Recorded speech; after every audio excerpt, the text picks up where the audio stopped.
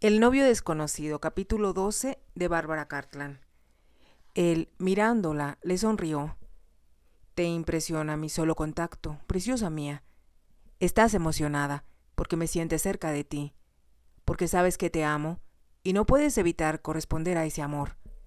De pronto, como si recordara lo que habían estado discutiendo, ella volvió la cabeza hacia otro lado, pero no retiró su mano y, después de un momento, el conde se la llevó a los labios y le besó un dedo tras otro. De nuevo, Vesta se sintió sacudida por una extraña emoción. Cada vez que los labios de él tocaban su mano, deseaba, como nunca en su vida había deseado nada, que él volviera a besarle la boca. ¿Qué escogerás?, preguntó el conde por fin. ¿Al príncipe de papel? ¿O estás dispuesta a despertar, mi bella durmiente, y a enfrentarte a la vida tal como es? ¿Estás dispuesta a vivir realmente y a admitir que me amas? La voz apasionada de él estuvo a punto de hacerla claudicar, pero de súbito se puso rígida. ¿Qué me respondes? Cuando el primer ministro y el capitán venían hablando en el barco, contestó Vesta, mencionaron a Madame Zuleika. El asistente dijo que ella había hechizado a su Alteza Real y que se trataba de una mala mujer. ¿Y si ella es mala, no debo tratar yo de ser buena? El conde soltó la mano de Vesta. Madame Zuleika es mala en verdad, dijo, y el príncipe le otorgó tantos poderes que por su causa se ha producido una revolución. Los ojos de Vesta se agrandaron. ¿Quieres decir que ella tuvo la culpa? La culpa fue de él. El príncipe es débil, Vesta. Es un hombre tan irresponsable que ha dado más importancia a sus propios deseos que a las necesidades y al bienestar de su país. Y ese es el hombre al que tú estás tratando de ser leal. El tono de él se volvió duro al continuar. Es un hombre que, por años, de forma deliberada, ha pasado por alto los deseos de su pueblo, que cerró los ojos a la realidad de que esa mujer estaba intrigando contra el Estado y contra él mismo. Pero, ¿qué pasará ahora? Si los revolucionarios triunfan, lo más probable es que los turcos nos conquisten. Pero estoy seguro de que podemos evitar eso. En estos momentos no me preocupa la política de Katona, Vesta, sino tu participación en ella. ¿Crees, preguntó Vesta en un susurro, que el príncipe se negará a renunciar a Madame Zuleika? Creo que después de lo que ha pasado, él no tendrá ni voz ni voto en esta cuestión, pero puedes poner tu fe en él, ahora que sabes toda la verdad. Eso es lo que tienes que preguntarte. El conde observó la expresión del rostro de Vesta. ¿Cómo ves, mi pequeña diosa de fuego? No es el príncipe quien ha de despertarte de tu sueño, sino yo. Vesta hizo un pequeño gesto con la mano, y él continuó diciendo, por mucho que quieras negarlo, sé muy bien que si te tomo en mis brazos en este momento, tus labios se aferrarán a los míos, y el mundo entero quedará olvidado, porque estamos cerca uno del otro. Su voz hizo que Vesta vibrara de nuevo. Inclinó la cabeza, para que él no percibiera el anhelo de sus ojos, ni adivinara la desesperación con que deseaba sus besos. El conde le dijo entonces con voz muy suave, todavía estamos lejos de Gilas. No llegaremos allí esta noche. Tienes 24 horas, mi amor, para tomar tu decisión. ¿Mi decisión? Debes decidir si me perteneces, como lo ha dispuesto el destino, o si te empeñas insensatamente en consumar el sacrificio de entregarte a tu príncipe para convertirte, como él, en una princesa de papel.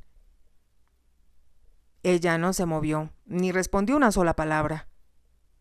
Te quiero, Dios mío, ¿cómo te quiero?, dijo él después de un momento, como no he querido antes, ni deseado, a ninguna mujer. Te amo, Vesta. Lanzó un profundo suspiro. Puedes seguir hasta Gilas para ayudar a un príncipe débil a sostener un régimen que se desmorona, para satisfacer a una multitud que te vitoreará con entusiasmo. Pero, si haces eso, me habrás destruido a mí.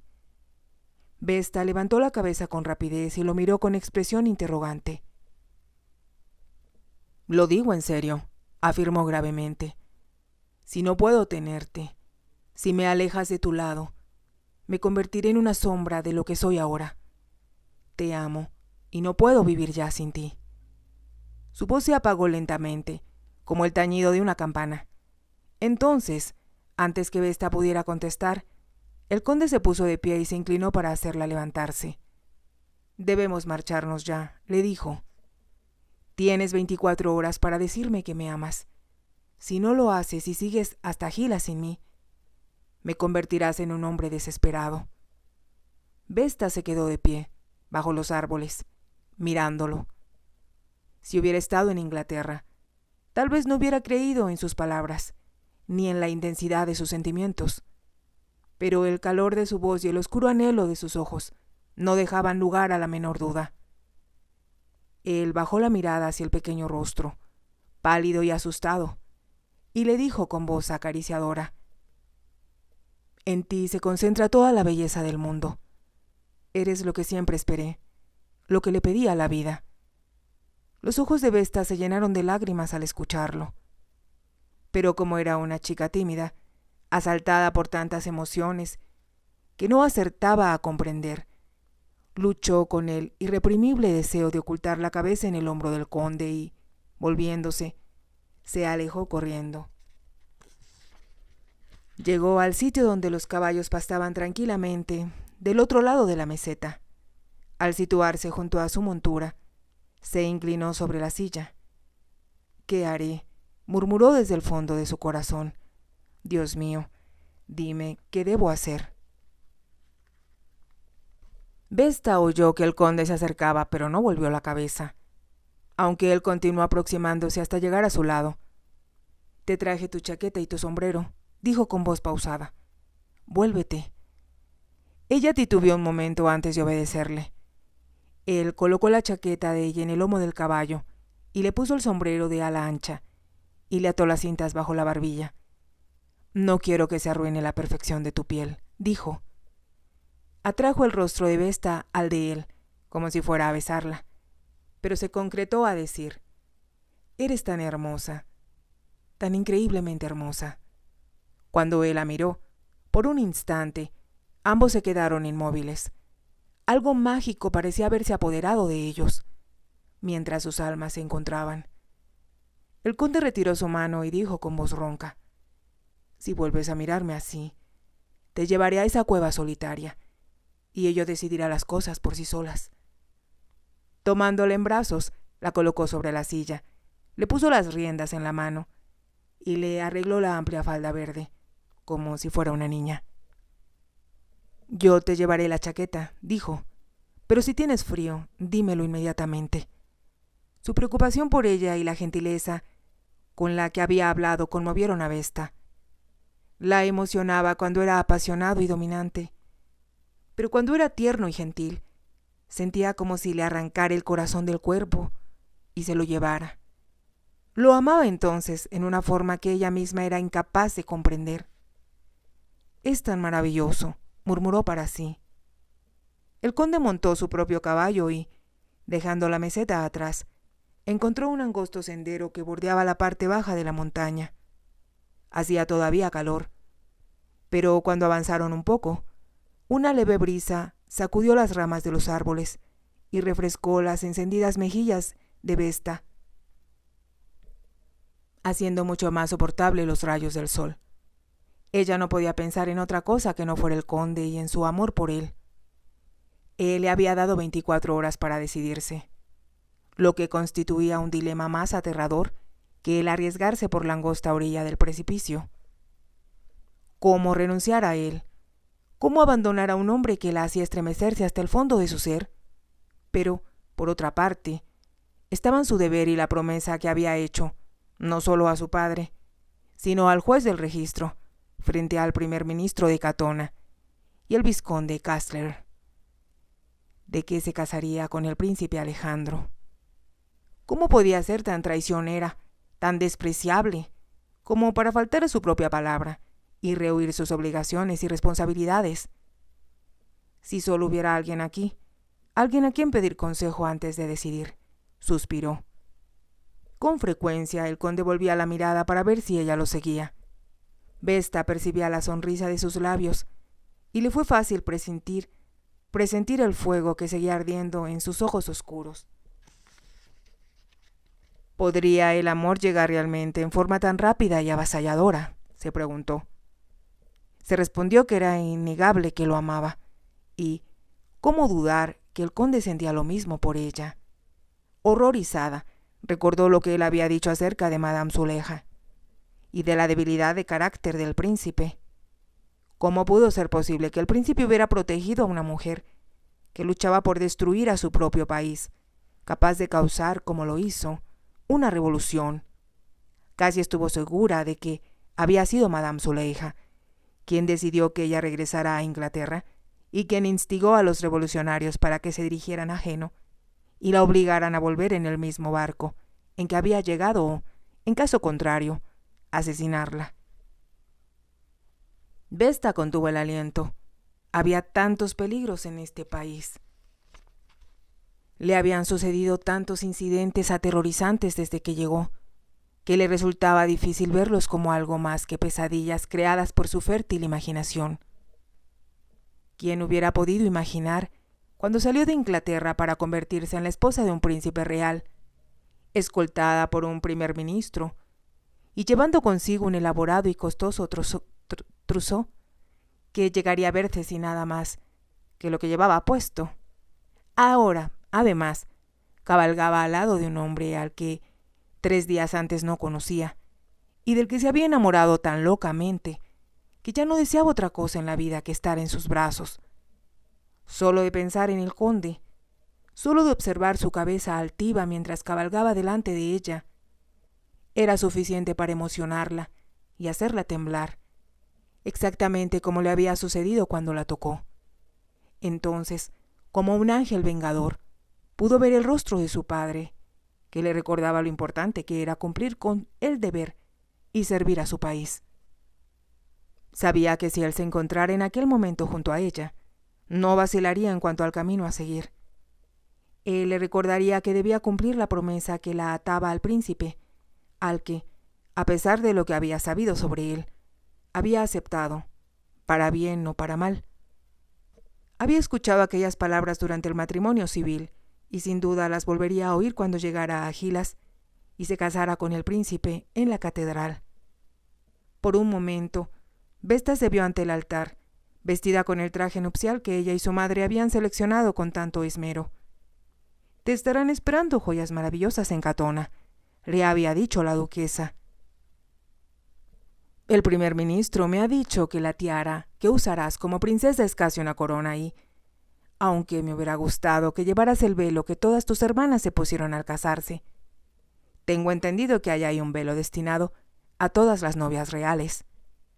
Ni las joyas, ni todo el esplendor que le esperaba en Catona habían logrado impresionar a Vesta, ni aún entonces. Todos sus pensamientos se concretaban en el príncipe.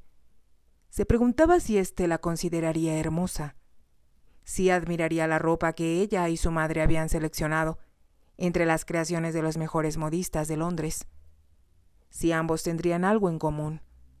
Y ahora, se dijo, las ropas y las joyas ya no importan. El conde solo la había visto con 2 vestidos, el de muselina con el que había desembarcado, y el traje de montar verde, ya arrugado y lleno de polvo, a causa del duro trato que había recibido en esos 2 últimos días. Y sin embargo, la consideraba hermosa. ¿Qué haré? ¿Qué haré? Las palabras parecían repetirse una y otra vez en su mente, al compás de las pisadas de los caballos que avanzaban por el estrecho sendero. Sabía que era una lucha mortal entre su cerebro y su corazón. Su cerebro le decía que debía comportarse en forma honorable, que era preciso hacer lo que se esperaba de ella, que había llegado a Catona como esposa del príncipe y que no tenía escapatoria posible. Su corazón, en cambio, le gritaba, causándole un dolor tan real como el de una herida física, que amaba al conde. Lo amo, se repetía, pero nuevamente aparecía ante ella el rostro de su padre. Sabía que el duque se avergonzaría terriblemente de ella, si les fallaba, tanto a él como al príncipe. Pensó en su madre. Una vez, años atrás, la había escuchado hablando con su hermana Angeline, en ocasión del matrimonio de ésta. «Debes cuidar a tu esposo, Angeline», había dicho la duquesa con aquella voz suya, tan gentil. «Hugo dice que él va a cuidar de mí», le había contestado su hija. La duquesa había reído suavemente al decir: «Los hombres dicen eso siempre, cuando están enamorados, pero cuando te hayas casado, descubrirás que una mujer tiene que proteger, apoyar e inspirar a su marido. Esa es su labor como esposa». «Pero, ¿cómo podría yo proteger a Hugo?», había preguntado Angeline, sorprendida. «Le evitarás», contestó la duquesa, «muchas preocupaciones que puedan alterarlo. Lo protegerás, tratando de que no se canse demasiado y de no agobiarlo con problemas acerca de tus hijos». La duquesa entonces se había echado a reír. «Si supieras con cuánta frecuencia he protegido a tu padre, pero desde luego, él no tiene siquiera idea de ello». «Creo que entiendo lo que quieres decir, mamá», había respondido Angeline lentamente. «Pero, ¿cómo puedo apoyar a Hugo?». La duquesa había tomado la mano de su hija entre las suyas. «Lo apoyarás, mi querida niña, cuando las cosas marchen mal», contestó. «Si tiene inquietudes económicas, le ayudarás a comprender que son de poca importancia. Lo apoyarás, asegurándole que las cosas mejorarán en el futuro y si, en alguna ocasión, sufriera la pérdida de un ser querido, él se volverá a ti en su dolor, y solo tú podrás consolarlo». La voz de la duquesa se había quebrado un poco al decir eso, y Vesta había comprendido que pensaba en Gerald, el hijo que perdió en la guerra. Era cierto, su madre había sido la única que pudo ayudar a su padre en su hora más negra. Ella había sido, en realidad, la que evitó que sufriera un colapso cuando se enteraron de la muerte de Gerald. Sí, la duquesa había apoyado decididamente a su esposo en aquel terrible momento y Vesta se había preguntado entonces si ella, a su vez, era capaz de hacer lo mismo por un hombre. «Y por último, debes inspirar a tu esposo», había continuado diciendo la duquesa. «Los hombres necesitan la inspiración de las mujeres. Hacen lo mejor de que son capaces y realizan hazañas casi imposibles, cuando luchan, no por ellos mismos, sino por la mujer que aman». Había suspirado antes de agregar: «No es siempre fácil, Angeline. En realidad, con frecuencia es muy difícil, pero si te das cuenta de lo que entraña tu tarea, si amas al hombre con el que estás casada, entonces nada será demasiado difícil, nada será imposible». Angeline había escuchado a su madre con los ojos muy abiertos, y Vesta se preguntó entonces si su madre le diría las mismas cosas a ella cuando se casara. Pero los consejos que le dio a Vesta habían sido muy diferentes. «Debes recordar, mi querida niña», le había dicho, cuando llegó el momento, «que al casarte con un extranjero tropezarás con muchas dificultades y problemas que en otro caso no tendrías. Jamás critiques a tu marido, ni siquiera para ti misma. Recuerda que la compasión y la comprensión son esenciales para un matrimonio feliz». Al pensar en sus palabras ahora, Vesta se preguntó a sí misma: «¿Se espera que yo tenga compasión y que sea comprensiva respecto al enamoramiento del príncipe por Madame Zuleika? ¿Cómo puedo serlo? ¿Podremos alguna vez discutir tales cosas con franqueza?». Entonces se preguntó si el príncipe amaría a Madame Zuleika como ella amaba al conde. De ser así, ¿no estaría condenado su matrimonio a un fracaso irremediable desde el primer momento? Si ambos estaban profundamente enamorados de otra persona, ¿no resultaría intolerable verse colocados en la posición de pretender públicamente que eran felices, de engañar al pueblo que gobernaban con su supuesto amor?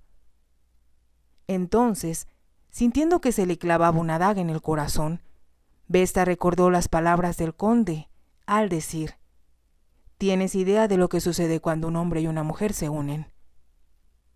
Se sintió sacudida por el temor a lo desconocido y pensó en lo que había dicho después. Puede encerrar toda la maravilla y el éxtasis de lo divino, o ser algo obsceno y degradante. Será degradante, pensó Vesta con pasión, si el príncipe ama a Madame Zuleika y yo amo al conde. ¿Cómo podían ser marido y mujer una sola carne, como decía el servicio religioso del matrimonio, si su unión era una necesidad estrictamente política y no tenía ningún interés ni afecto alguno el uno por el otro? ¿Por qué? ¿O por qué no pensé en esto antes de salir de Inglaterra?, se preguntó Vesta, y se dio cuenta de que la respuesta era muy sencilla. Entonces no estaba enamorada. Los caballos continuaron ascendiendo por la ladera, y ella comprendió que pronto llegarían arriba y pasarían junto a las montañas que rodeaban a Gilas. El príncipe la estaría esperando y, ahora, Vesta empezó a pensar en él, no como un príncipe, sino como un hombre. Si te ha gustado, te invito a que te suscribas, a que me regales un me gusta y actives la campanita para que puedas seguir escuchando esta historia. Gracias.